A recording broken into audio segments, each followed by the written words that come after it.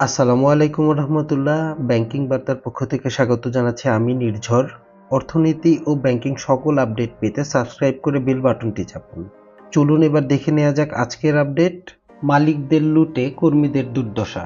ক্ষমতাচ্যুত আওয়ামী লীগ সরকারের ১.৫ দশকের শাসন আমলে ব্যাংক খাতে লুটপাটের চিত্র এখন উঠে আসছে।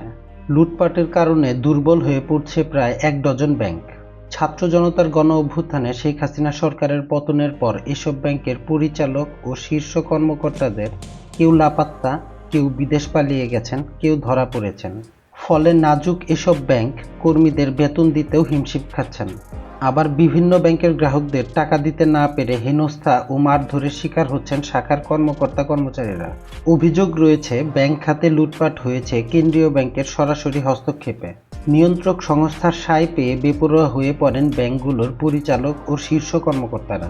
বিশেষজ্ঞরা বলছে এস আলম ও বেক্সিমকো সহ বিভিন্ন ব্যক্তি প্রতিষ্ঠানকে নামে বেনামে ঋণ দেওয়ার ক্ষেত্রে অবশ্যই শীর্ষ কর্মকর্তাদের দায় আছে, যার খেসারত দিতে হচ্ছে লুটপাট হওয়া ব্যাংকগুলোর সব কর্মীর। গত ৭ই নভেম্বর সাভারে ন্যাশনাল ব্যাংকের একটি শাখায় টাকা তুলতে না পেরে কর্মকর্তাদের আটকে রেখে বিক্ষোভ করেছে গ্রাহকরা। শুধু তাই নয়, সম্প্রতি সোশ্যাল ইসলাম ব্যাংকের একটি শাখায় গ্রাহকদের টাকা দিতে না পারায় রোষের মুখে পড়েন শাখা ব্যবস্থাপক। অপমানিত হয়ে ভেঙে পড়েন তিনি।